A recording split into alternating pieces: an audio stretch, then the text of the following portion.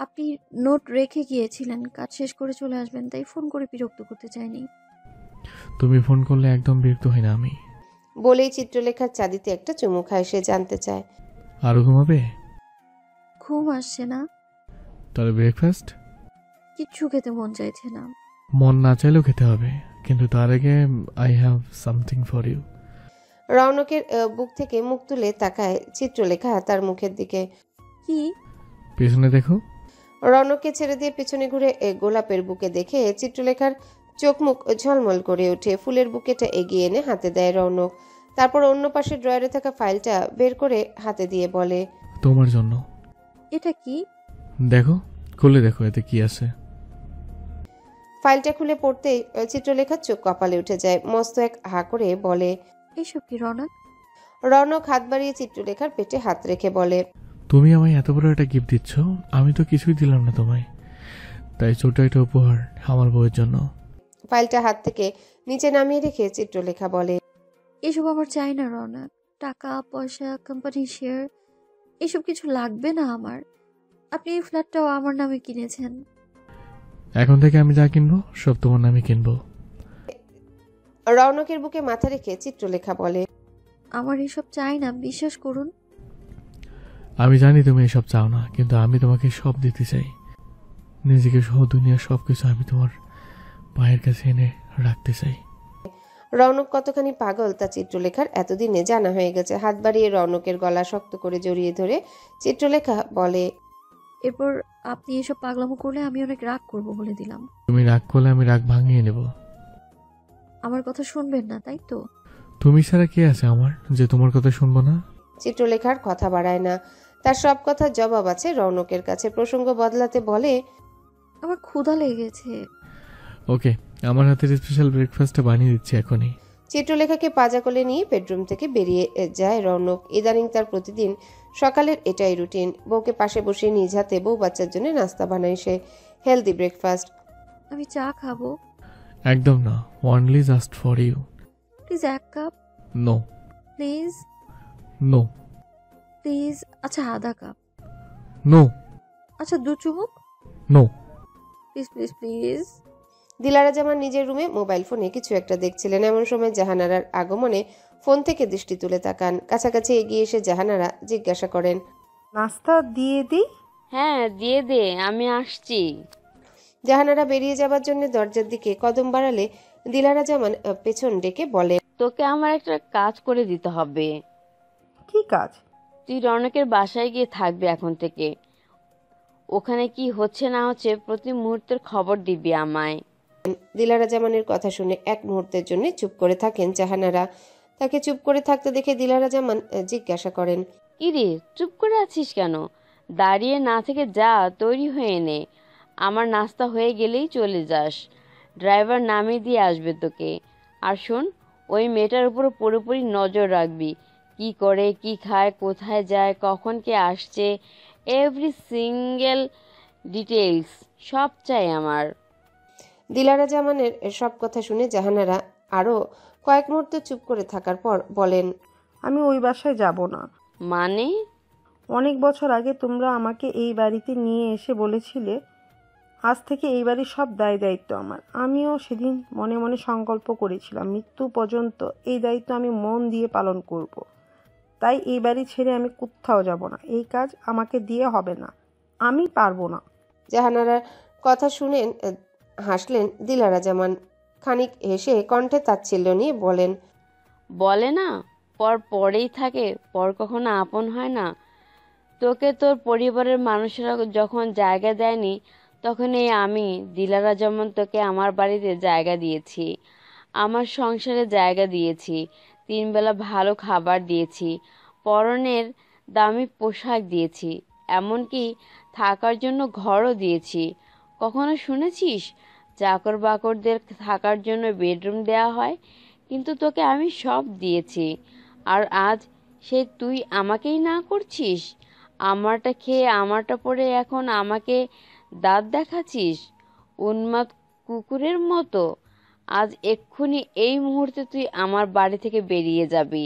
যেমন এক কাপড়ে এসেছিলি ঠিক সেরকম এক কাপড়ে বেরিয়ে যাবি। পয়সা ছুড়ে তোর মতো চাকরের অভাব হবে না আমার।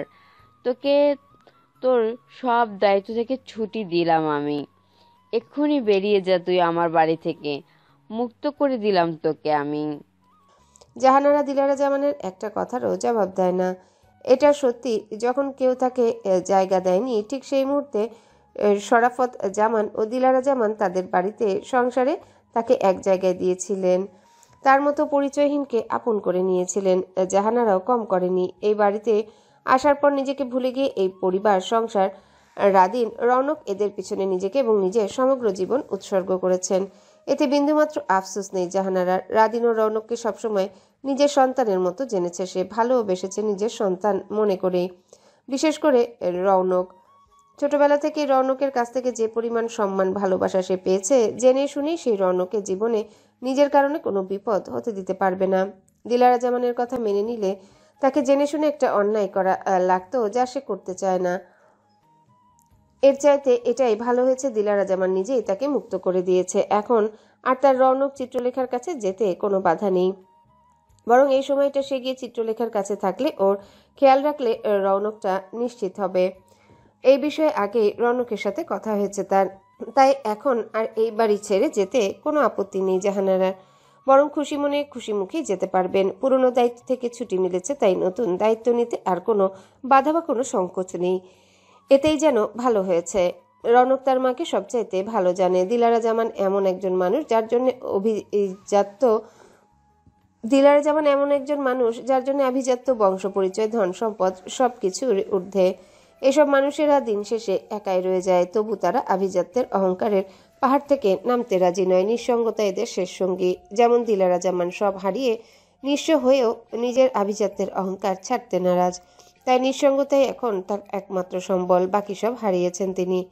কিচেনে ঠিক মাঝামাঝি থাকা কাউন্টার টপের উপর বসে আছে চিত্রলেখা। তার হাতে এক গ্লাস অরেঞ্জ জুস, যা রৌনক নিজে ফ্রেশ কমলা দিয়ে খানিকক্ষণ আগেই বানিয়েছে। চিত্রলেখাকে জুস খেতে দিয়ে সে ব্যস্ত হয়েছে বউয়ের জন্য হেলদি ফ্রেশ স্যান্ডউইচ বানাতে। জুসে একটা চুমুক দিয়ে চিত্রলেখা বলে, এত চিনি দেয় কেউ? পেছনে ঘুরে এক পলক চিত্রলেখাকে দেখে আবারও স্যান্ডউইচ বানাতে মন দিয়ে রৌনক বলে, ইদানিং দেখছি মিষ্টি জিনিস সহ্য করতে পারছো না, ঘটনা কি? মিষ্টি খেলে বমি পায়। এর চাইতে আপনার ওই কালো কফির টেস্ট ভালো। চিত্রলেখার মুখে ব্ল্যাক কফির নাম শুনে স্টোভ বন্ধ করে পুরোপুরি পেছনে ঘুরে তাকায় সে। কাছাকাছি এগিয়ে এসে বলে, তোমার মুখের ব্ল্যাক কফি ইদানিং আমার সবকিছু তোমার একটু বেশি বেশি ভালো লাগছে না? চিত্রলেখা দুহাত বাড়িয়ে রৌনকের গলার কাছে জড়িয়ে ধরে তাকে নিজের অনেকটা কাছাকাছি টেনে নিয়ে বলে, আপনি তো আপাদমস্তক পুরো মানুষটাই আমার পছন্দের। আপনার সব ভালো লাগে, আমার খুব ভালো লাগে। চিত্রলেখার কপালের উপরে থাকা চুল তার কানের পেছনে গুজে দিয়ে রৌনক আলতো স্পর্শে তাই বুঝি? খানিকটা এগিয়ে গিয়ে চিত্রলেখার কপালে চুমুকে আরো বলে, তুমি কি আমায় কিছু বলতে চাও? রৌনকের প্রশ্ন শুনে এক মুহূর্ত চুপ করে তার মুখের দিকে তাকিয়ে থেকে পরে চিত্রলেখা বলে, আপনি কিভাবে বুঝলেন আমি কিছু বলতে চাই? কিভাবে বুঝলাম সেটা জরুরি নয়, কি বলতে চাও সেটা জরুরি। বলো কি বলতে চাও। চিত্রলেখা 2 সেকেন্ডের মতো সময় নিয়ে বলে, আমি কিছু করতে চাই। অ্যাজিন? কোম্পানি জয়েন করব না, তবে তবে এনজিওর সব দায়িত্ব আপনি একা সামলান। এবার এদিকে কোম্পানিও আপনাকে সামলাতে হয়, তাই এনজিওর কিছু দায়িত্ব আমি নিতে চাই, যদি আপনার আপত্তি না থাকে। ওকে, কিছু নয়, বরং এনজিওর সব দায়িত্ব তোমাকে দিতে পারলে আমি অনেক খুশি হব। কিন্তু এই সময় রওনাক, আমি প্রেগনেন্ট, অসুস্থ নই। আমি জানি মাই লাভ, কিন্তু এই সময় তোমার প্রপার রেস্টের দরকার। 24 ঘন্টা ঘরে বসে থাকতে দম বন্ধ লাগছে, আমার ভালো লাগছে না। আর আমার জন্য আপনি নিজেও ঠিকঠাক অফিস করছেন না। আমি কথা দিচ্ছি অনেক বেশি প্রেশার নিব না। টায়ার্ড লাগলে রেস্ট নিব, ঠিকঠাক খাওয়া দাওয়া করব। প্রেশার ফিল করলে আপনাকে সঙ্গে সঙ্গে জানাবো, আমি কথা দিচ্ছি। অফার মন্দ নয়। আরও একটা জিনিস, শুনেছি আমি ছোট বাচ্চাদের জন্য একটা বাড়ি বানাতে চাই। মানে এতিমখানা? সহজ করে বলে এতিমখানা, তবে ওটা এতিমখানা হবে না। ছোট ছোট বাচ্চা যাদের আমার মতো মা বাবা নেই, তাদের বাড়ি হবে ওটা। ওরা থাকবে, লেখাপড়া করবে। আমি জানি আমাদের দেশে হাজার হাজার এমন বাচ্চা আছে। আমি হয়তো সবার দায়িত্ব নিতে পারবো না, কিন্তু আমি যদি 10 জনের দায়িত্ব নিতে পারি, এতেই শান্তি পাবো। অন্তত ওই 10 জনকে আমার মতো খালা সংসারে বোঝা হতে হবে না। সবার জন্য করতে গিয়ে নিজের জীবন বিসর্জন দিতে হবে না। চিত্রলেখাকে আর কিছু বলতে না দিয়ে ওর কপালে একটা দীর্ঘ চুমু খেয়ে রৌনক বলে, আমার চন্দ্রকারের উপর বোঝা নাই, তুমি যা চাও সব হবে, আই প্রমিস। তোমার সব ইচ্ছা পূরণ করবে তোমার Rounak. Thank you so much. অতি উৎসাহ এবং আনন্দে রৌনককে জড়িয়ে ধরে চিত্রলেখা। চট করে রৌনকের মস্তিষ্কে এক দুষ্টুমি খেলে যায়। মুচকি হেসে বলে, থ্যাংক ইউ দিতে হচ্ছে না। রৌনকের গলা ছেড়ে দিয়ে মুখোমুখি এসে চিত্রলেখা জিজ্ঞাসা করে, কি লাগবে তাহলে? চিত্রলেখার গাল ছুঁয়ে বৃদ্ধাঙ্গুলি দিয়ে ঠোঁট স্পর্শ করে রৌনক বলে, তোমার ঠোঁটের উষ্ণতা। আপনার সবসময় বেশি বেশি। প্লিজ। চিত্রলেখা নিজেও কম নয়। রৌনকের সঙ্গে থাকতে থাকতে তাকে যথেষ্ট জানতে চিনতে শিখেছে। কখন তার কি চাই বেশ জানে। চট করে রৌনকের গালে চুমু খেয়ে বলে, এবার খুশি? এটা চিটিং, আমি মোটেও গালি চাইনি। তাহলে কোথায় লাগবে? তুমি অনুমতি দিতে আমি জায়গা মতো নিতে পারি। তাহলে নিয়ে নিন। কে আটকেছে আপনাকে? বইয়ের অনুমতি পেয়ে এক মুহূর্ত সময় বিলম্ব করে না রৌনক। তৎক্ষণাৎই প্রেয়সীর পদ্মরঙা উষ্ণ ওষ্ঠের দখল নেয়। নিজেকে পুরোপুরি প্রিয়তমার ঠোঁটের ভাঁজে হারিয়ে ফেলে। এই ঠোঁটের মানুষটাকে যতই কাছে পায় তবুও তার তৃষ্ণা মিটে না। রৌনক টের পায় জীবন শেষ হয়ে গেলেও তার এই তৃষ্ণা কখনো মিটবে না, বরং প্রেয়সীকে কাছে পাওয়ার পর যেন তার তৃষ্ণা আরো বেড়ে যায়। কেবল ঠোঁটের স্পর্শে পিপাসা মেটে না তার, আরো চায়, পুরো মানুষটাকে চায়। এই চাওয়ার কোনো শেষ নেই। রৌনকও চায় না কখনো এই চাওয়া শেষ হোক। জীবনের শেষ দিন পর্যন্ত সে তার চন্দ্রলেখার আবেশে ডুবে থাকতে চায়, এমনকি চিত্রলেখার বাহুবন্ধনে জীবনের শেষ নিঃশ্বাস ত্যাগ করতে চায়। চিত্রলেখা নিজেও বাধা দেয় না। রৌনকের আগে কখনো কোনো পুরুষের সান্নিধ্য পায়নি সে। পুরুষ স্পর্শ সম্পর্কে কোনো আইডিয়া ছিল না তার। সবসময় নিজেকে পুরুষ থেকে দূরে রেখেছে, সামলে রেখেছে। রৌনকটা এসে চিত্রলেখার অনুভূতিদের ওলটপালট করে দিয়েছে। সে চাইলেও নিজেকে রৌনকের থেকে, তার স্পর্শ থেকে দূরে রাখতে পারে না। রৌনকের ছোঁয়ার বাইরে থাকতে পারে না। অদৃশ্য কিছু একটা প্রতি মুহূর্তে টানে তাকে রৌনকের দিকে, যে টান সে উপেক্ষা করতে পারে না, করতে চায়ও না। আর কনসিভ করার পর থেকে অনুভূতিদের এত পরিবর্তনে চিত্রলেখা নিজেই অবাক। সারাক্ষণ নিজেকে রৌনকের স্পর্শে চাদর ঢেকে রাখতে মন চায়। নিজের এমন আমূল পরিবর্তনে চিত্রলেখা নিজেই বিস্মিত। বেরিয়ে যাবার জন্যে সবেই তৈরি হয়েছে চারু। 10টায় ওর কোচিং। আজ ঘুম ভাঙতে দেরি হওয়ায় এখনই 10:45 বেজে গেছে। নির্ঘাত দেরি হয়ে যাবে ওর পৌঁছাতে। বের হওয়ার জন্য জলদি তৈরি হয়েছে। এমন সময় হন্তদন্তে বাড়ি এসে উপস্থিত হয় বৃষ্টি। এই সময় বৃষ্টিকে দেখে অবাক না হয়ে পারে না চারু। ব্যস্ত ভঙ্গিতেই কপাল কুঁচকে জানতে চায়, তুমি এই সময়? ঘটনা কি বৃষ্টি আপু? তোকে একটা জরুরি কথা বলতে আসছি। কি কথা? এখনই বলবা? আমার দেরি হয়ে যাইতেছে। বৃষ্টি জোর পায়ে হেঁটে এসেছে, তাই শ্বাস ফুলে উঠেছে খানিকটা। যে কথাটা বলতে এসেছে তা বলার আগে এক মুহূর্ত সময় নেয়। বৃষ্টিকে চুপ করে থাকতে দেখে চারুর বুকের ভেতর অজানা ভয় জন্মায়। কেন যেন চারুর মনে হচ্ছে বৃষ্টি যা বলতে এসেছে তা শোনার পর ও আর নিজেকে ধরে রাখতে পারবে না। এমন ভাবনা মস্তিষ্কে আসতে চারুর আর শুনতে আগ্রহ হয় না বৃষ্টির কথা। তবুও নিজেকে সাহস জুগিয়ে ধরে আসতে চাওয়া কণ্ঠে চারু জিজ্ঞাসা করে, চুপ করে আছো কেন বৃষ্টি আপু? কি বলবা বলো। বৃষ্টির মুখের দিকে তাকিয়ে কাঁধে নেওয়া ব্যাগটা টেবিলের উপর নামিয়ে রাখেও। এখন সত্যি ভালো লাগছে চারুর। আসল কথাটা বলার আগে বৃষ্টি একবার ঘরের দিকে তাকায়, জিজ্ঞাসা করে, খালা কই? খালা বাজারে গেছে, বাড়িতে শুধু আমি আর ছোট ভাই আছি। এক মুহূর্ত থেমে বৃষ্টিকে তাড়া দিয়ে চারু আবারও বলে, বলো কি বলবা। চারুর মুখের দিকে তাকিয়ে চোখে চোখ রেখে বৃষ্টি বলে, মামুন ভাই আসছে। ধরাস করে বুকের ভিতর চেপে বসা ভয় নেমে যায় চারুর। বৃষ্টির হাবভাবে ভয়ঙ্কর কিছুর আশঙ্কা করছিল, কিন্তু সে কিনা জানাতে এসেছে মামুন আসছে এই খবর। ফস করে একটা স্বস্তির নিঃশ্বাস ছাড়তে নেয় চারু, কিন্তু নিঃশ্বাসটার গলার কাছে আটকে পড়ে যায় বৃষ্টির পরবর্তী কথা শুনে। বিলম্ব না করে বৃষ্টি আরো বলে, মামুন ভাইয়ের বিয়ে। তৎক্ষণাৎই চারুর মুখে সব রং উড়ে যায়। মুখটা সঙ্গে সঙ্গে চুপসে সাদা হয়।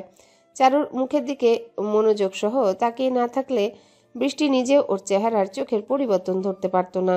ধরে আসা কণ্ঠ সামলে নিচু স্বরে চারু বলার চেষ্টা করে, বিয়ে? মামুন ভাই বিয়ে করতেছে? হ্যাঁ, মামুন ভাই বিয়ে করতেছে। গতকাল রাতেই আসছে বিয়ে করতে। পাত্রী নাকি ঠিক করা হয়ে গেছে, সে আসছে কেবল বিয়ে করতে, কবুল বলে ঘরে বউ আনতে। মামুন ভাইয়ের বিয়ের কথা শুনে আপনা আপনি চারুর চোখ ঝাপসা হতে লাগে, কিন্তু বুকের পোড়া চোখের পানি কাউকে দেখাতে চায় না। বৃষ্টির দিকে পিঠ মোড়া করে টেবিলের দিকে মুখ করে দাঁড়ায় চারু। গলায় শক্ত করে বার দুই বড় ঢোক গিলে ধৈ ধৈ তালে বেরিয়ে আসতে চাওয়া কান্না গিলে ফেলে। বলা বাহুল্য কান্না গিলে ফেলার চেষ্টা করে। যতবার কান্না গিলে ফেলার চেষ্টা করে চারু ততবারই অবাধ্য হয়ে কান্নারা দল বেঁধে বেরিয়ে আসতে চায় জোরপূর্বক, কিন্তু চারুও নাছোড়বান্দা, এত সহজে দমে যাবে না। জোর করে একের পর এক বেরিয়ে আসতে চাওয়া কান্না গিলতে থাকে। মস্তিষ্কের ভেতরে বৃষ্টির বলা কথা ঘুরতে লাগে চারুর। মামুন ভাই বিয়ে করবে, আরেকজনকে কবুল বলে বিয়ে করবে। চারুর মামুন ভাই আরেকজনকে বউ বলে ডাকে, যেন আরেকজন মামুন ভাইয়ের বউ হবে। সত্যি সত্যি মামুন ভাইটা পর হয়ে যাবে এবার। হাজারটা ভাবনা এসে জড়ো হয়ে চারুর মস্তিষ্কে শূন্য পাতা দাগ দাগ হতে থাকে। চারুকে এভাবে চুপ হয়ে যেতে দেখে দু কদম এগিয়ে এসে ওর কাঁধে হাত রেখে বৃষ্টি জিজ্ঞাসা করে। কিচ্ছু বলবি না চারু? তৎক্ষণাৎ জবাব দেয় না চারু। খানিক সময় নিয়ে নিজেকে ধাতস্থ করার বৃথা চেষ্টা করে। কষ্ট হয়, তবুও নিজেকে সামলে নিয়ে পেছনে ঘুরে বৃষ্টির দিকে তাকিয়ে বলে, আমি কি বলবো? কিছু বলবি না? কিছুই কি বলার নাই তোর? ওমা, মামুন ভাইয়ের বিয়ে, এতে আমার কি বলার আছে? আমি কি মামুন ভাইয়ের মা নাকি বোন যে আমার কিছু বলতে হবে? চারু, এবারে খানিকটা নরম হয়ে বৃষ্টি বলে, আরেকবার চেষ্টা করে দেখবি? আরেকবার তারে বলে দেখ না তোর মনের কথা। যদি একবার বলছি আপু, আর না। মামুন ভাই তার মায়া ছাড়া কখনো কাউরে ভালোবাসা তো দূরের কথা, কারো দিকে চোখ মেলে তাকায় নাই। মায়া ছাড়া সে কোনো দিন কাউরে পূর্ণ দৃষ্টিতে দেখে নাই। মামুন ভাইয়ের কাছে চারু তার মায়ার ছোট বোন, এর বেশি কিচ্ছু না। মামুন ভাই কোনো দিন তার মায়ার জায়গা কাউরে দিবে না, এমনকি তার মায়ার বোন চারুকেও না। যদিও চারু কখনো মামুনের জীবনে মায়ার জায়গা নিতে চায় না। চারু কেবল চেয়েছিল মামুনের মনে একটা কোণা নিজের জন্যে, ওতেই সন্তুষ্ট থাকতো, কিন্তু সেটুকু নসিব হয় না ওর। চারুর জবাব শুনে আর কথা কুলায় না বৃষ্টির মুখে। চারুর কপালটা ওর নিজের মতো কেন বৃষ্টি খুব ভালো করেই জানে। তার অবুঝ মন যারে চায় তারেও কোনোদিনও পাবে না। তার পছন্দের মানুষ সে জীবনে, মনে, হৃদয়ে, মস্তিষ্কে আরেকজনের রাজত্ব তা জানা আছে বৃষ্টির। নিজের একতরফা ভালো লাগার, ভালোবাসার দায় সে ওই মানুষটাকে দেয় না, কখনো দিবেও না। যতদিন ভুলতে না পারবে ততদিন একতরফায় দূর থেকে ভালোবেসে যাবে। আর যেদিন ভুলে যাবে তারপর না হয় অবুঝ বয়সের মায়া মোহ ভেবে অতীত স্মৃতিচারণ করে নিজে নিজেই হাসবে আপন মনে। এমনটাই সিদ্ধান্ত নিয়েছে বৃষ্টি। কিন্তু চারুর সাথে একই ঘটনা ঘটুক তা কখনো চায়। মনে প্রাণে চেয়েছিল চারু তার মামুন ভাইকে সবটাই নিজের করে পাক, একান্তই নিজের ব্যক্তিগত পুরুষ হয়ে চারুকে নিজের করে নিক মামুন ভাই। ওর অল্প বয়সের ভালোবাসা পরিপূর্ণতা পাক, এমনটাই মনে মনে দোয়া করেছিল বৃষ্টি। অথচ কি হাস্যকর, নিজের ভালোবাসার মানুষকে কখনো পাবে না বৃষ্টি জানে। আবার চারুর জন্য করা ওর দোয়াও কবুল হয়নি। নিজের না পাওয়ার জন্য বৃষ্টির ভেতর কতখানি আগ্নেয়গিরি দহন হয় প্রতি মুহূর্তে, সে হিসাব না হয় বাদই থাকলো। এই মুহূর্তে চারুটার জন্যে কষ্টে অন্তর জ্বালাপোড়া করছে তার। এতখানি কষ্ট কেউ কখনো কারোর জন্য অনুভব করেছে কিনা জানা নেই বৃষ্টি। চারুকে খানিকক্ষণ সময় দিয়ে বৃষ্টি মনে মনে কথা খুঁজে নিয়ে বলে, আমার সামনে তোর চোখের পানি আটকাইতে হবে না, আমি তোর কষ্টটা বুঝি। তুই আমায় জড়াই ধরে না হয় একটু কাঁদ। ঠোঁটের কোণায় হাসির রেখা টেনে রেখেই হাসার বৃথা চেষ্টা করে চারু বলে, আমার কোনো কষ্ট নাই আপু, বিশ্বাস করো, আমি একটু কষ্ট পেতেছি না, এক ফোঁটাও না।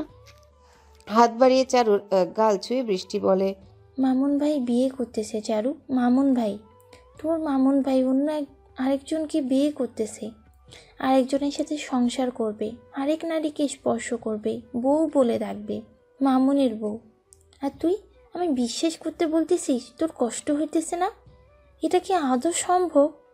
তোর মামুন ভাই আমৃত্যু পর্যন্ত আরেকজনের হয়ে যাবে, আর এতে তোর কষ্ট হইতেছে না? এই কথা তুই নিজেকে বুঝ দিতে পারলেও আমি বিশ্বাস করি না। বৃষ্টির কথা শুনে সামান্য হাসে চারু। ওর হাসি দেখে অবাক না হয়ে পারে না বৃষ্টি। এমন পরিস্থিতিতে কেউ কিভাবে এতখানি শক্ত ধাতস্থ থাকতে পারে বুঝতে পারছে না। চারুকে বুঝতে হিমশিম খায় ও।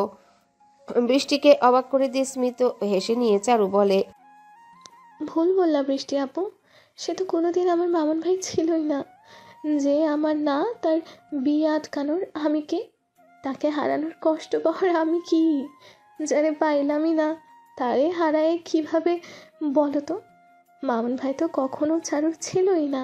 মামুন ভাই সেই শুরু থেকেই শুধুমাত্র তার মায়ার, আর অন্য কারো না। মায়ার মামুন যে মায়া কোনো দিন তার ভালোবাসা তো দূরের কথা, কোনোদিন মায়া ভরা দৃষ্টি নিয়েও তার দিকে তাকায় নাই। তবুও মামুন ভাই সেই মায়ারই চাইছে, কেবল নিজের সবটুকু অনুভূতি দিয়ে চাইছে। যতভাবে একটা মানুষকে চাওয়া যায় সবভাবে মামুন ভাই শুধু তার মায়ারই চাইছে। মামুন ভাই তো কোনোদিন চারুর ছিলই না। আর যে মানুষটা আমার না, তারে আমি কোনো দোকানে আটকাই বলো তো? আমার তো কোনো অধিকার নাই তারে আটকানোর, তার সামনে গিয়ে দাঁড়ানোর। আমি না হয় তারে না পেয়ে ভালোবাসার কাঙাল হয়ে থাকবো, তবুও তার কাছে ভালোবাসা ভিক্ষা চাইতে পারবো না আপু, কোনো দিনও পারবো না। একবার চেষ্টা করে মুখ থুবড়ে পড়ার পর হুঁশ হয়েছে আমার। সে যদি আবার আমাকে ফিরায় দেয় সেটা আমি হয়তো সইতে পারবো না। তার প্রত্যাখ্যানে চাইতে এই ভালো আমি কোনো দিন তার দুয়ারেই গিয়ে দাঁড়াবো না। তার দরজায় কড়া নেড়ে কোনো দিন বলবো না, মামুন ভাই আমার একটু ভালোবাসা ভিক্ষা দেবেন। কারণ আমি জানি সে কোনো দিন দয়া করেও আমায় ভালোবাসবে না, ভিক্ষা হিসাবেও না। তাই আমি কোনো দিন তার দুয়ারে গিয়ে দাঁড়াবো না। ভালোবাসায় কাঙাল হব, তবু তার কাছে ভালোবাসার ভিক্ষা চাইবো না।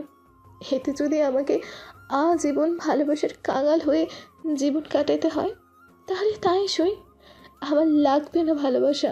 সবাই ভালোবাসা পাইতে দুনিয়ায় আসে না, সবাই কাঙ্ক্ষিত ভালোবাসা পায়ও না। সবাই সব পেয়ে গেলে বেঁচে থাকাটা আর খুব বেশি আকাঙ্ক্ষিত লাগে না যে। অপূর্ণতাই বরং জীবনকে বেঁচে থাকাকে বেশি আগ্রহের করে তোলে। আমি না হয় আমার কাঙ্ক্ষিত মানুষের ভালোবাসা না পেয়ে কোনো এক নিষিদ্ধ আশায় বুক বেঁধে জীবন উপভোগ করব, আগ্রহ নিয়ে বেঁচে থাকবো। এই হবে আমার বেঁচে থাকার মূল মন্ত্র, প্রধান কারণ। চারু, এক মুহূর্ত চারুর মুখের দিকে তাকিয়ে থেকে অবাক লাগে বৃষ্টির। এক ফোঁটা জলও নেই ওর চোখের পাতায়। না কাঁদলে যে চারু আরো বেশি কষ্ট পাবে তা বুঝতে পারছে বৃষ্টি, তাই ওকে কাঁদানোর চেষ্টা করে আরো জানতে চায় ওর কাছে। সত্যি করে আমায় বল, একটুও কষ্ট লাগছে না তোর মামুন ভাইয়ের বিয়ের কথা শুনে? বুকের ভিতরটা কামড়াইতেছে না সামান্য? বুক ফেটে হাউমাউ করে কান্না পাচ্ছে না তোর একটুও না? আমার কষ্ট লাগলে কি মামুন ভাই তার মায়ারে ভুলে আমায় ভালোবাসবে? তার জীবনে ঠাঁই দিবে আমায়? নিজেকে কি সে আবার ভালোবাসার কাছে সঁপে দিবে? চারুর প্রশ্নের কোনো জবাব দিতে পারে না বৃষ্টি। মেকি হেসে টেবিলে রাখা ব্যাগটা পুনরায় কাঁধে তুলে নিয়ে চারু বলে, আমার দেরি হয়ে যাচ্ছে, আমি বের হই। বৃষ্টিকে আর কিছু বলার সুযোগ না দিয়ে বেরিয়ে পড়ে চারু। হন্তদন্ত হয়ে চারুর বেরিয়ে যাবার দিকে কেবল দৃষ্টি একা নয়, পাশের ঘরের দরজায় দাঁড়িয়ে থাকা চয়নও বোনের যাওয়ার পথের দিকে তাকিয়ে রয় অবাক চাহনি দিয়ে। চয়নের জানা ছিল না ওর ছোট বোনটা মনের দিক থেকে এত মজবুত, এত শক্ত। বোনের কষ্টগাথা শুনে আফসোস করবেন না, বোনের মনোবল দেখে খুশি হবে। সিদ্ধান্ত নিতে হিমশিম লাগায় চয়নের। এই মুহূর্তে সে আফসোসও করে না, আবার মন খুলে খুশিও হয় না। সময় নেয়, বোনকেও সময় দেয়। চারু দ্রুত কদম বাড়িয়ে বেরিয়ে যায়। ওখানে দাঁড়িয়ে থাকলে হয়তো এক কথায় দুই কথায় কখন বৃষ্টির সামনে কেঁদে ফেলতো ঠিক নেই। ওর ভেতরের তুফান আর কেউ টের না পেলেও ও নিজে তো ঠিকই টের পাচ্ছে। আর নিজের ভেতরকার ভেঙে চৌচির হওয়া রূপটা কাউকে দেখাতে চায় না। ও অনেক কষ্টে নিজেকে বুঝিয়েছে, নিজেকে একটা মিথ্যা বলয়ের আবরণে ঢেকেছে। চারু চায় না কেউ ওর ভেতরকার ঝড় তুফান সামান্য টের পাক। কষ্ট দেখালে মানুষ সহানুভূতি দেখায়, চারু কারো সহানুভূতি চায় না। তাই ওর ভেতরের মামুন ভাইয়ের জন্য শেকড় গজানো ভালোবাসার খবরও কাউকে কখনো জানতে দিবে না, কোনোদিনও না। তাই ওর ভেতরে মামুন ভাইয়ের জন্য শেকড় গজানো ভালোবাসার খবরও কাউকে কখনো জানতে দিবে না, কোনোদিনও না। ভুল করে একদিন মামুনের কাছে নিজের অনুভূতিদের অস্তিত্ব জানিয়েছিল, আর সেই খবর শুনে মামুনের দৃষ্টিতে নিজের জন্যে সহানুভূতি, অসহায়ত্ব, খারাপ লাগা ছাড়া কিছুই দেখতে পায়নি চারু। কিন্তু এসব কিছুই মামুনের দৃষ্টিতে নিজের জন্য দেখতে চায় না, আর যাও চায় তা কখনো পাবে না। তাই আর কখনো কাউকে নিজের অনুভূতিদের খবরও জানতে দিবে না, এমনকি নিজের মায়ের মতো বড় বোন চিত্রলেখাকেও নয়। চারু নিজে কষ্ট পেতে রাজি আছে, তবে আপ্পাকে কষ্ট পেতে দিবে না। অনেক অনেক কষ্টের পর ওর বড় বোনের জীবনে সুখ পাখিটা ধরা দিয়েছে আপন হয়ে। বোনের সুখে নজর দিতে চায় না চারু কোনো কিছুর জন্যে। চারু চিত্রলেখাকে দায়ী করে না। মামুনকে চারুর ভালোবাসাটা যেমন ওর নিজের হাতে ছিল না, তেমনি চিত্রলেখা কখনোই মামুনকে ভালোবাসেনি, বাসতে পারেনি, সেই দায়ও চিত্রলেখার নয়। মামুনকে ভালোবেসে চারু এতটুকু বুঝেছে, ভালোবাসা জোর করে হয় না। চাইলেই যেমন কাউকে ভালোবাসার পর ভুলে যাওয়া যায় না, তেমনি চাইলেই জোর করে কাউকে ভালোবাসাও যায় না। এতে চিত্রলেখার কোনো দোষ নেই। তবে ভুলেও যদি চিত্রলেখা জানতে পারে চারু মামুন ভাইকে ভালোবাসে, তাহলে সে নির্ঘাত কষ্ট পাবে। আর জেনে বুঝে বড় বোনকে চারু এই কষ্টটা দিতে চায় না, তা আবার এমন একটা সময় যখন চিত্রলেখা সুখের চাদরে মুড়িয়ে আছে। বোনের এই সুখ চারু কেড়ে নিতে চায় না, চায় না চিত্রলেখা সুখে বিন্দুমাত্র কমতি হোক। জীবনের এতগুলো বছর মানুষটা সবার জন্য কেবল করেই গেছে, কখনো নিজের কথা ভাবেনি। আজ জীবন তাকে উজাড় করে সুখ দিয়েছে, শান্তি দিয়েছে। আর চারু বোন হয়ে মায়ের মতো সেই বড় বোনের সুখের কালো সাপ হতে চায় না। সবাইকে কষ্ট দেওয়ার চাইতে চারুর কাছে নিজের ভেতরে সব কষ্ট দাফন করে রাখাটাই সহজ সমাধান মনে হয়েছে। এতে ওর হৃদয়ের রক্তক্ষরণ ছাড়া আর কারো কোনো কষ্ট হবে না, কারো কোনো ক্ষতি হবে না। নিজের কষ্টের বিনিময়ে হলেও ও সবার ভালো চায় চারু, সবার সুখ চায়। নিজের সুখের চাইতে আপন মানুষগুলোকে সুখে দেখাটাই যেন বেশি আনন্দের, বেশি সুখের। তা এখন বেশ বুঝতে পারছে চারু, বুঝতে পারছে কেন চিত্রলেখা নিজের কথা না ভেবে, নিজের জন্য না কেড়ে সবসময় ওদের জন্য ভেবেছে, ওদের জন্য করেছে। এই মুহূর্তে স্পষ্ট টের পাচ্ছে। চারুদের বাড়ির পাশের 5তলা বাড়িটাই মামুনদের। প্রতিদিন যতবার ওই বাড়ির সামনে দিয়ে যাওয়া হয়, চারুর বাড়িটার 3তলার বারান্দায় তাকাতে ভুল হয় না ওর। অন্য কিছু ভুলে গেলে ওই বারান্দায় তাকাতে ভুলে না কখনো। 3তলার ডান কর্নারের বারান্দাটা মামুনের চারু জানে। খালার সঙ্গে বেশ কয়েকবার যাওয়া হয়েছে ওর মামুনদের বাসায়। কখনো মামুনের শোবার ঘরে প্রবেশ না করলেও ওই ঘরটা যে তা চারু অবগত। সেই হিসাবে মোতাবেক কোনার বারান্দাটা মামুনের ঘরের। তাই প্রতিদিন যতবার ওখান দিয়ে যাওয়া আসা করা হয়, চারুর প্রতিবার ওই বারান্দায় কয়েক মুহূর্তের জন্য হলেও দৃষ্টি রাখেও। তবে আজ বাড়ি থেকে বের হবার সময় মনে মনে সিদ্ধান্ত নিয়েছে আজ আর ওই বারান্দায় তাকাবে না।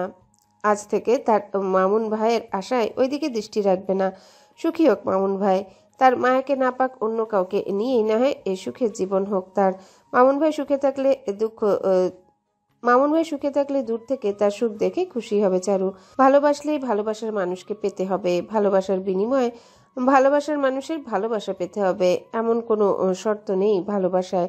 ভালোবাসা বরাবরই শর্তহীন, নিঃস্বার্থ। তাই মামুন ভাইকে ভালোবাসার বিনিময়ে তার ভালোবাসা নয়, সুখ চায় চারু। কিন্তু মন বড় বেহা, ভীষণ নির্লজ্জ। বেহা মন চায় না বলেও মন কুঠুরির গহীনে, যেখানে কেউ কখনো দেখতে পারবে না, সেই সুপ্ত জায়গায় মিহি এক আশার আলো জ্বালিয়ে রাখে। পাওয়ার আশাকে পুরোপুরি নিভে যেতে দেয় না। গলা ফাটিয়ে চিৎকার করে নিজেকে সহ সবাইকে আশা ছেড়ে দিয়েছে বলেও সবার আড়ালে, এমনকি নিজের অবচেতনে একটা সুপ্ত আশার আলো জ্বালিয়ে রাখে বেহায়ামের মনটা। সেই আশার আলো জ্বালিয়ে রাখতে গিয়ে নির্লজ্জ হতেও আপত্তি নেই বেহায়ামনের। মামুনদের বাড়ি অতিক্রম করে দাঁড়িয়ে পড়ে চারু। মন বড়ই অদ্ভুত জিনিস, তাই তো শত বুঝানোর পরেও বুঝতে চায় না।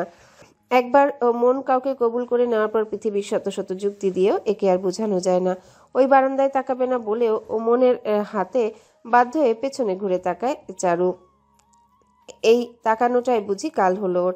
প্রতিদিন কয়েকবার করে তাকিয়েও সবসময় ফাঁকা পাওয়া বারান্দাটা আজ ফাঁকা নেই। মনে মনে যেই মানুষটাকে এক ঝলক দেখার আশায় দৃষ্টি রাখে ওইদিকে, আজ না চাইতেও চরের আশা পূরণ হয়েছে। মামুন দাঁড়িয়ে আছে শূন্য বারান্দাটাকে ভরাট করে। এই দৃশ্য আজ দেখতে চায়নি চারু। এতদিন মানুষটার এক ঝলক দেখার জন্য মনে মনে শতবার দোয়া করেছে, আর আজ চায় না বলে দোয়া করার পরেও না চাইতে পাওনা পূরণ হয়েছে ওর। বারান্দায় চোখ পড়তেই চারু দেখতে পায় মামুন ওর দিকে তাকিয়ে আছে। যতক্ষণ চারু তাকিয়েছিল ঠিক ততক্ষণ মামুনও চারুর দিকে তাকিয়েছিল। এক মুহূর্তের জন্য মামুনের দৃষ্টি নড়বড় হয়নি। চারুর শক্ত ওই চাহনি থেকে নিজের দৃষ্টি সরাতে পারেনি সে। চেষ্টা করেও চারুর অবাধ্য অনুভূতিপূর্ণ নিষ্পাপ ওই নয়ন থেকে নিজের দৃষ্টি সরাতে সক্ষম হয়নি মামুন। কখনো কখনো কাউকে সারা জীবন দেখেও চোখের পিপাসা মিটে না, আবার কখনো এক নজর দেখেও বুকের ভিতর জমে থাকা শত জনমের পিপাসা মিটিয়ে নিয়ে যায়। চারু এই মুহূর্তে এই সেই কাজটি করছে। এই কয়েক মুহূর্তে দেখায় ভালোবাসার মানুষকে, তার মামুন ভাইকে এক জীবন দেখার পিপাসা মিটিয়ে নেওয়ার চেষ্টা করছে। কারণ আজকের পর আর কখনো দেখবে না সেই মানুষটাকে। মামুনকে শেষবারের মতো মন ভরে দেখে নেওয়ার চেষ্টা করে পিছনে ঘুরে দাঁড়ায়। চারু জানে ও ঘন্টার পর ঘন্টা তাকিয়ে থাকলেও ওর মামুন ভাইকে দেখার পিপাসা মিটবে না, বরং প্রতি মুহূর্তে এই পিপাসা বাড়তেই থাকবে। তাই বাধ্য হয়ে জোর করে নিজের দৃষ্টি সরিয়ে নেয় ও। মামুনকে পেছনে ফেলে অন্যদিকে ঘুরতেই চারুর চোখ ঝাপসা হয়ে গাল গলে পড়া নোনা জল পিচ ঢালা পথে মিশে যায়। ওদিকে পাত্তা না দিয়ে হাত বাড়িয়ে গালের পানি মুছে নেয় ও। আর পেছনে ফিরে তাকাবে না মিথ্যা সংকল্প করে সামনের দিকে কদম বাড়ায়। পেছনে 3 তলার বারান্দায় দাঁড়িয়ে থাকা মামুন চলে যাওয়া চারুর দিকে তাকিয়ে রয় স্থির নয়নে। চারু তার দিক থেকে দৃষ্টি সরিয়ে নিল, মামুন নিজের দৃষ্টি সরাতে পারেনি। আগেরবার চারু কেউ ওভাবে ফিরিয়ে দেওয়ার পর সিদ্ধান্ত নিয়েছিল আর কোনোদিন এই এলাকায় ফিরে আসবে না, কিন্তু নিয়তি তাকে আবার এখানে ফিরিয়ে নিয়ে এসেছে। আর কখনো চারুর মুখোমুখি হতে চায়নি সে, কিন্তু ভাগ্য তাকে এই বারান্দায় এনে দাঁড় করিয়ে দিয়েছে চারুর দৃষ্টিতে দৃষ্টি মেলাতে, যা সে কখনো চায়নি। সামনাসামনি না দেখলেও 3 তলার বারান্দায় দাঁড়িয়ে পেছন থেকে দেখেও মামুন বুঝতে পারে চারু হাত বাড়িয়ে নিজের গাল বেয়ে পড়া পানি মুছে নিল। যে নোনা জলের কারণ সে ভেঙে চুরমার হওয়া মেয়েটা কি সুন্দর নিজেকে শক্ত আবরণে মুড়িয়ে রেখেছে। চারুর শক্ত মুখ দেখে ওর ভেতরের ভাঙচুর ঠিক টের পেয়েছে মামুন, কিন্তু কেন? সে কেন টের পেল? তার কি চারুর মুখ দেখে মনে পড়তে পারা উচিত? এটা তো অনুচিত অন্যায়। চারুকে সে পড়তে চায় না, বুঝতে চায় না, ওর অনুভূতিদের চিনতে চায় না। জেনে বুঝে একটা ভুল কাজ সে করতে চায় না, আর কখনো করবেও না। চারু চলে গেল। মামুন ওর যাওয়ার পথের দিকে তাকিয়ে থাকে। বড় করে একটা নিঃশ্বাস ছেড়ে মামুন নিজের সাথেই বলে, এমন কইরা আমার দিকে তাকায়ও না চারু। তোমার প্রতিটা মুহূর্তেই মায়ের চোখে আমি নিজের জন্য এই চাহনি খুঁজে বেড়াইছি, কিন্তু কোনোদিন ভুলেও তোমার চোখে নিজের জন্য এই অনুভূতি দেখতে চাইনি। তুমি এই চাহনি নিয়ে আমার দিকে তাকায়ও না চারু, তোমার দোহাই লাগে। আমি নিঃস্ব হয়ে যাইতে চাই না। তোমার দেওয়ার মতন কিছুই নেই আমার। আমি তোমার যোগ্য না। অযোগ্য আমার দিকে তুমি ওই দৃষ্টি নিয়ে আর কোনোদিন তাকায়ও না। তাইলে আমি নিজেও কোনোদিন নিজের মাফ করতে পারুম না। তুমি অনেক ভালো থাইকো, অনেক সুখ হোক তোমার। দুনিয়ার সব সুখে সুখী হও তুমি, আমি দোয়া করি। এতদিনের সম্পর্কে অগণিতবার দেখা হয়েছে রিপা আর লিখনের, কিন্তু একটা ঘটনা যা এর আগে কখনো ঘটেনি তাদের মাঝে, তা হচ্ছে ঝগড়া। টুকটাক তর্ক হলেও কখনো বড় ধরনের কোনো ঝগড়া হয়নি যাকে কেন্দ্র করে দুজনের কথা বলা বন্ধ হয়েছে। বরং সবসময় মনে করেছে কখনো যদি সিরিয়াস ঝগড়া হয়ও সেটা রিপার দিক থেকে বাড়াবাড়ি রকমের হবে। রিপাই হয়তো কথা বলা বন্ধ রাখবে, এমনকি দেখাও করবে না লিখনের সাথে রাগ অভিমান করে। কিন্তু যা হয়েছে তা ভাবনার পুরোপুরি বিপরীত। রিপা নয় বরং লিখন রাগ করে কথা বলেনি, তাও পুরো 1 সপ্তাহ। এমনকি রিপার মুখও দেখেনি। তবে যা হয়েছে তা হয়ে গেছে। ঘটনা যাই ঘটে থাকুক, এতে দুজনার একজনেরও কোনো প্রকার দোষ নেই। রিপা যেমন লিখনকে ভালোবাসে বলেই ওকে হারানোর ভয়ে প্রথমে নিজের বোনের খারাপ কাজের কথা বলতে পারেনি, তেমনি লিখনও ওর মায়ের মতো বড় বোনকে ভালোবাসে বলেই সবটা জানার পর সাময়িক রিয়্যাক্ট করে ফেলেছে। যদিও লিখনের রিয়্যাক্টটা ভয়ঙ্কর রকম ছিল, যা রিপা কল্পনাও করেনি। আবার বুঝতে পেরে সে মাফও চেয়েছে, তাই আর ওসব ধরে রাখতে চায় না রিপা। বরং এই ঘটনা থেকে শিক্ষা নিয়ে নিজের সাথে সংকল্প করেছে এরপর ঘটনা যাই হোক, যত বড়ই হোক না কেন, কখনোই লিখনের কাছ থেকে কিছু আড়াল করবে না সে। একে অপরের ভালো ভেবে আড়াল করতে গিয়ে আরও বিপদ বাড়ে। এমন বিপদ রিপার আর চায় না। একেবারেই শিক্ষা হয়ে গেছে, যা হবার আর নয়। তবে রিপারও অভিমান হয়েছে খানিকটা, তাই তো সময় নিয়ে তৈরি হচ্ছে সে আজ। লিখনকে ইচ্ছে করে অপেক্ষা করাবে। তাদের সকাল 10টায় ক্যাম্পাসে দেখা করার কথা, কিন্তু রিপা মনে মনে সিদ্ধান্ত নিয়ে ফেলেছে খুব বেশি না হলে অন্তত 1 ঘন্টা সে লিখনকে অপেক্ষা করাবেই আজ। তার সঙ্গে রাগ করার জন্য এতটুকু শাস্তি সে লিখনকে দিতেই পারে। তাই ইচ্ছা করে ভোরের দিকে ঘুম ভাঙলেও অন্যদিনের মতো দ্রুত বিছানা ছাড়েনি সে। সময় নিয়ে এ বিছানায় গড়াগড়ি করেছে। পছন্দের পাকিস্তানি সিরিজের নতুন এপিসোড দেখেছে, যা মন খারাপ থাকায় দেখা হয়নি।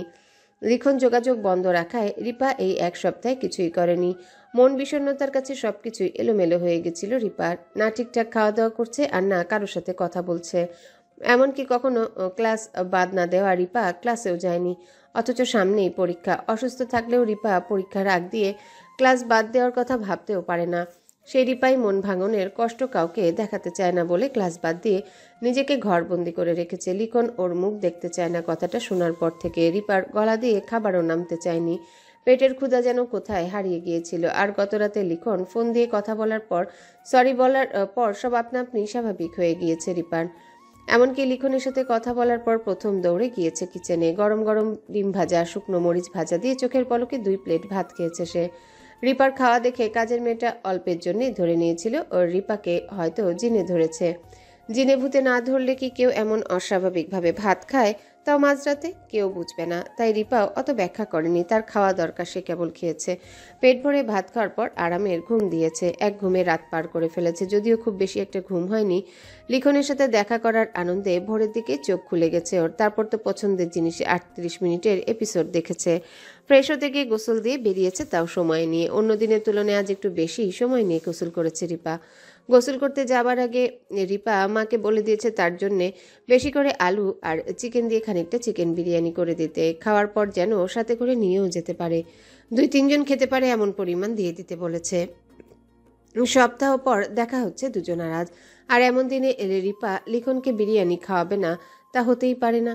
যদিও রিপা প্রথমে এই নিজে রান্না করবে ভেবেছিল, কিন্তু সে এও জানে লিখনের রিপার মায়ের হাতের রান্না করা বিরিয়ানি অনেক পছন্দ। এটাও ঠিক, রিপার চাইতে ওর মায়ের হাতের বানানো বিরিয়ানির স্বাদ বেশি হয়। আজ লিখনকে তার পছন্দের বিরিয়ানিটাই খাওয়াতে চায় রিপা। নিজে রান্না করে খাওয়ানোর সুযোগের পরও অনেক পাওয়া যাবে। গোসল দিয়ে বের হয়ে আলমারি খুলে দাঁড়ায় রিপা। আজ খুব সুন্দরভাবে তৈরি হবে সে। রিপার একটা হালকা গোলাপি রঙের আড়ং কটনের জামা আছে, যা লিখনের ভীষণ পছন্দের। লিখন প্রায় ফোন করে বলে ওই জামাটা পরে বের হতে। লিখনের পছন্দ বলে ওই একই জামা আরও 2টো সেট কিনে রেখেছে রিপা, যেন অনেক বছর পর্যন্ত পরতে পারে। যদিও এই কথা তার লিখনকে বলা হয়নি। শুনে যদি হাসে, লিখনের কাছে হাসির পাত্রী হতে চায় না সে। লিখনের পছন্দের জামাটা বের করতে নিয়ে হাত থেমে যায় রিপার। সম্পর্কের পর রিপার প্রথম জন্মদিনে একটা শাড়ি গিফট করেছিল লিখন তাকে। ওই শাড়ি ওই বছরে লিখনের জন্মদিনে পরা হয়েছিল, তারপর আর পরা হয়নি। কোনো বিশেষ দিনে পরবে বলে তুলে রেখেছে। মনে মনে রিপা বিশেষ দিন বলতে ওদের বিয়ের পর প্রথম রাতটাকে ধরে রেখেছিল এতদিন, কিন্তু এই মুহূর্তে রিপার মনে হচ্ছে আজকের দিনটা অনেক বিশেষ তাদের জন্যে। প্রথমবার ঝগড়া হয়েছে দুজনার, তাও লিখন রাগ করেছিল। অন্ধকার মেঘের পর এক পশলা বৃষ্টি হয়ে আকাশ যেমন নিজের আসল রূপে ফিরে আসে, ওদের সম্পর্কেও তাই হয়েছে। আবার সব আগের মতো হয়ে গেছে। নিঃসন্দেহে আজকের দিনটা বিশেষ। আর এমন বিশেষ একটা দিনে অবশ্যই তার ওই শাড়িটা পরে দিনটাকে আরও বিশেষ করে তোলা উচিত। তাই চটজলদি নামানো জামাটা পূর্বের জায়গায় তুলে রেখে শাড়িটা নামিয়ে নেয়। যদিও খুব আহামরি দামি কোনো শাড়ি নয়, খাঁচা নামক ফেসবুক পেজ থেকে কেনা। লিখন নিজে অর্ডার দিয়ে কিনেছিল শাড়িটা। এই পেজে রিপা নিজেও দেখেছে। রিপা নিজেই লিখনকে পেজটা দেখিয়েছিল একদিন তাকে শাড়ি পছন্দ করে দিতে। তখনই সে লিখনকে জানিয়েছিল ওই পেজের শাড়িগুলো আহামরি দামি না হলেও কলেজের প্রোগ্রামে বা যখন তখন পরার জন্যে শাড়িগুলো যথেষ্ট আরামদায়ক। লিখনের পছন্দ মতো এর আগেও 5টা শাড়ি কিনেছিল সে, যদিও নিজের টাকায়। আর 6 নম্বর শাড়িটা লিখন ওকে জন্মদিনের উপহার হিসেবে কিনে দিয়েছে। হালকা ল্যাভেন্ডার রঙের শাড়িতে গাঢ় বেগুনি রঙের প্রিন্টের ফুল। শাড়িটা যেমন পরে আরাম, তেমনি দেখতেও চোখের শান্তি। প্রিন্টের ফুল করা ম্যাচিং ব্লাউজ দিয়ে সুন্দর ও পরিপাটিভাবে ভাজে বাজে কুচি ফেলে শাড়িটা পরে নেয় রিপা। ঘাড়ের উপর একটা হাত কোপা করে নিয়েছে। মনে মনে ভেবে নিয়েছে যাবার সময় পথে রজনীগন্ধার মালা জড়িয়ে নিবে খোপায়।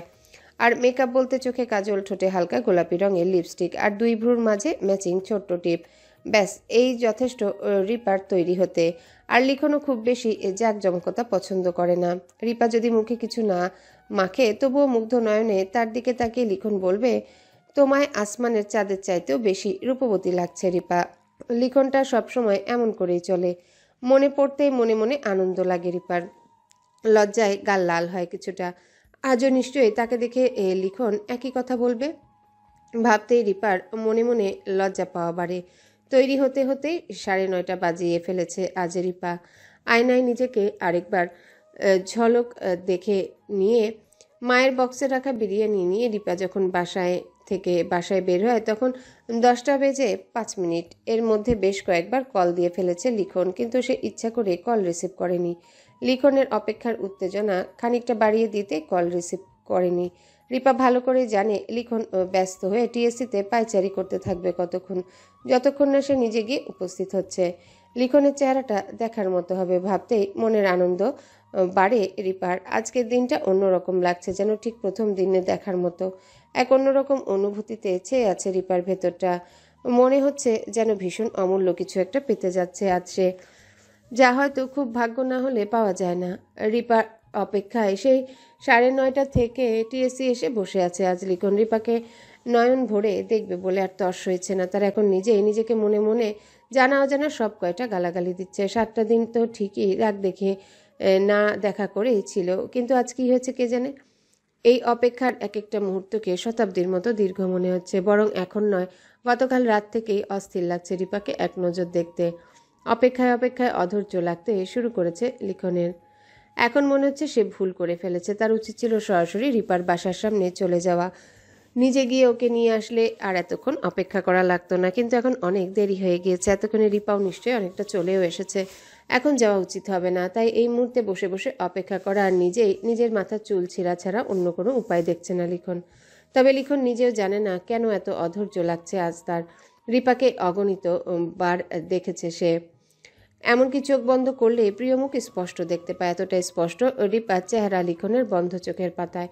তবুও আজ রিপাকে দেখার জন্য বুকের ভেতর এক অন্যরকম ব্যাকুলতা অনুভব করছে। বারবার মনে হচ্ছে রিপাকে এক্ষুনি নিজ চোখে দেখতে না পারলে, আলতো করে ছুঁয়ে দিতে না পারলে দম বন্ধ হয়ে যাবে তার। অস্থিরতায় ব্যাকুলতায় বুকের ভেতরটা সয়লাভ হয়ে আছে। মনে মনে বসে আকাশকুসুম ভাবতে ভাবতে এই সময় অতিবাহিত হতে লাগে লিখনের। দীর্ঘ এক জীবন অনুভূতি দেওয়া অপেক্ষার অবসানে ঘটে লিখনের প্রায় 11টার দিকে।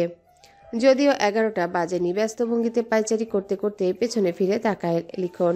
এক পশলা বৃষ্টির পর আকাশ যেমন ঝলমল করে হাসে, পেছনে ঘুরে রিপাকে তাই উপহার দেওয়া শাড়িতে দেখে লিখনের মুখে সেই রকম হাসি ফুটে উঠেছে। রিপাকে দূর থেকে দেখতে এত স্নিগ্ধ লাগছে যে লিখন চোখ ফেরাতে পারছে না। ওখানটাতে জমে যায় লিখনের কদম। এক সপ্তাহ পর প্রিয় মুখ দেখতে পেয়ে সব ভুলে গেছে সে। এক সপ্তাহে না দেখা সবটুকু দেখে নিতে চায় সে এক্ষুনি। মন ও দৃষ্টি জুড়িয়ে নিতে চায়, দেখার পিপাসা মিটিয়ে নিতে চায়। আসার পথে রিক্সা থামে রজনীগন্ধার মালা কিনে একটা খোপায় আরেকটা ডান হাতে পরে নিয়েছে রিপা। যদিও চুরি পরা হয়নি তার। এত সময় নিয়ে তৈরি হয়েছে যেন কিছু ছুটে না যায়, অথচ শাশুড়ির সঙ্গে আসল জিনিসটাই চুরিটাই ভুলে গেছে। পরে আর ফেরত যায়নি এই ভেবে ক্যাম্পাসে এসে না হয় চুরি কিনে নেওয়া যাবে। বরং লিখনের পছন্দের কিনে তার হাতেই চুরি পড়বে আজ সে। দুজনের মাঝে খুব বেশি একটা দূরত্ব নেই, কেবল একটা মোড়। ইউনিভার্সিটি লাইব্রেরির সামনের 3 রাস্তার ওই মোড়টা পেরিয়ে আসলেই দুজন একে অপরের হাত ধরতে পারবে। লিখনকে দেখার পর দৌড়ে এসে ওর মুখোমুখি দাঁড়াবে বলে আর তর্স হচ্ছে না এখনো রিপারও। রিক্সা থেকে নেমে চট করে ব্যাগ থেকে মানি ব্যাগ বের করে ভাড়া মিটিয়ে নিয়ে টাকার পার্সটা ব্যাগে রাখতে রাখতেই লিখনের দিকে হাঁটা ধরে রিপা। এক মুহূর্তের জন্য লিখনের চোখের থেকে দৃষ্টি সরাতে পারে না রিপা নিজেও। এই মুহূর্তে যেন লিখন রিপা দুজনেই আশেপাশে সব ভুলে গেছে। দীর্ঘ ঝগড়ার পর মিলনের বুঝি এমনই লাগে। এমন বুঝে একে অপরের প্রতি পিপাসাময় অনুভূতি কাজ করে। আজ সব যেন নতুন লাগছে, প্রেমের প্রথম দিনের মতো নতুন। দুজনে একে অপরকে এতটাই বিভোর যে আশেপাশের মানুষ তো দূরের কথা, গাড়িরও হদিস নেই দুজনের একজনেরও। যতক্ষণে হদিস হয় ততক্ষণে রিপা ব্যস্ত রাস্তার মাঝামাঝি এসে দাঁড়িয়েছে। সতর্ক হবার আগেই একটা গাড়ি এসে তাকে ঝড়ের গতিতে ধাক্কা মেরে চলে যায়। ওই গাড়ির ধাক্কায় রিপা গিয়ে ছিটকে পড়ে আরেকটা চলন্ত গাড়ির উপর। দ্বিতীয় গাড়ির সাথে আরেক দফা প্রচণ্ড ধাক্কা খেয়ে রিপা ছিটকে পড়ে পিছঢালা পথে। মুহূর্তের মধ্যে চোখের পলকে লিখনের দৃষ্টির সামনেই তার হাস্যোজ্জ্বল রিপাটার রক্তে মাখামাখি হয়ে মাঝ রাস্তায় ছিটকে পড়ে। আশেপাশের অনেকে আচমকা ঘটনায় কি করবে বা কি করা উচিত সবই যেন থতমত খেয়ে গেছে। আর লিখন তার মনে হয় নিঃশ্বাসটা গলার কাছে আটকে রয়েছে। এই তো মুহূর্ত আগে হাসতে থাকা লিখনটা মুহূর্তে যেন পাথরের মূর্তি হয়ে গেছে। এমনটা তো হওয়ার কথা ছিল না। পিচঢালা পথে রক্তে মুখামুখি হওয়ার রিপার চোখ এখনো খোলা। সেই চোখে সে তার ব্যক্তিগত মানুষটার দিকে তাকিয়ে আছে এখনো। যেন চোখ বুজার আগে যতটা সম্ভব মনে ভরে প্রিয় মুখটা দেখে অন্তর্তৃপ্ত করে নিতে চায়। যেন রিপা বুঝে গেছে এই দেখায় তাদের শেষ দেখা। রক্তে মাখামাখি হওয়া একটা হাত প্রিয় মানুষটাকে শেষবারের মতো একটু ছুঁয়ে দিতে, আঁকড়ে ধরতে বাড়িয়ে দেয় লিখনের দিকে। রিপার রক্তাক্ত হাতের ইশারায় যেন হদিস হয় লিখনের। দৌড়ে এসে রিপার মাথার কাছে হাঁটু গেড়ে বসে প্রেয়সীর রক্তাক্ত দেহটা কোলে জড়িয়ে নেয় সে। রক্তে মাথায় হাত বাড়িয়ে লিখনের গাল স্পর্শ করে রিপা বলে, আমার প্রতি তোমার ভালোবাসাকে নিজের প্রতি দুর্বল হতে দিও না প্লিজ।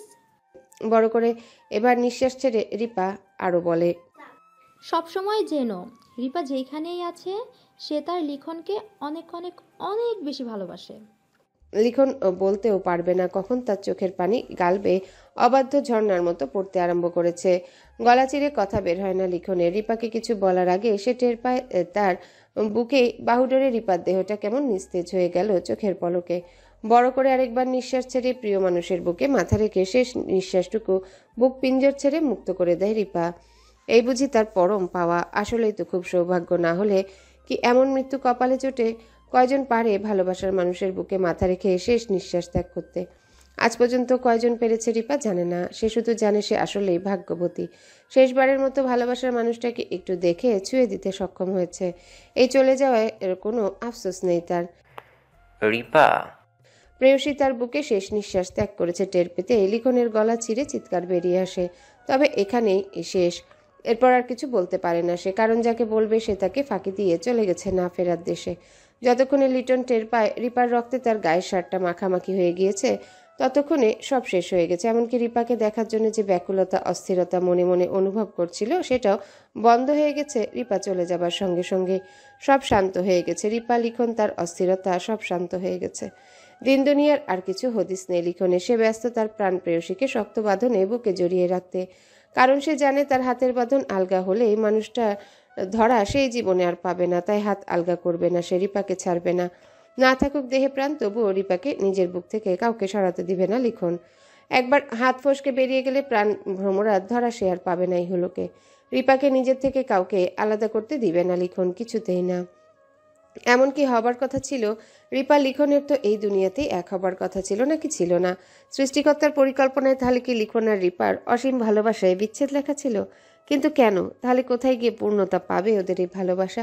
লিখনকে কি তাহলে অপূর্ণতা নিয়ে বেঁচে থাকতে হবে? কিভাবে বাঁচবে সে তার ভালোবাসার মানুষকে ছাড়া? একবার কাউকে নিজের সবটুকু দিয়ে ভালোবাসার পর সে মানুষটাকে ছাড়া কি বেঁচে থাকা যায়? ভালোবাসা ছাড়া ভালোবাসার মানুষই না কি কেউ আদৌ বেঁচে থাকতে পারে? মস্ত এই পৃথিবীতে সব আছে, সবাই আছে, কিন্তু কাঙ্ক্ষিত সে মানুষটা নেই, কোথাও নেই। এই সত্যি জানার পর কি আর বেঁচে থাকা যায়? বুক ভরে নিঃশ্বাস নেওয়া যায়? কবে হবে লিখনের এই অতৃপ্ত বেঁচে থাকার সমাপ্তি? কবে পাবে সে তার প্রাণপ্রিয়ার দেখা? তার মৃত্যুর পর দুজনের আবার দেখা হবে তো? নাকি লিখনের মৃত্যুর পরেও সে অতৃপ্তই থেকে যাবে? তাহলে কি পৃথিবীতে সবাই ভালোবাসার পরিপূর্ণতা পায় না? সবাই কি ভালোবাসার মানুষকে নিজের করে পায় না? নাকি অপূর্ণতার মধ্যেই লুকিয়ে আছে রিপা ও লিখনের ভালোবাসার পরিপূর্ণতা? হয়তো তাই। অপূর্ণতাতেই লুকিয়ে রয়েছে লিখন ও রিপার ভালোবাসার সার্থকতা।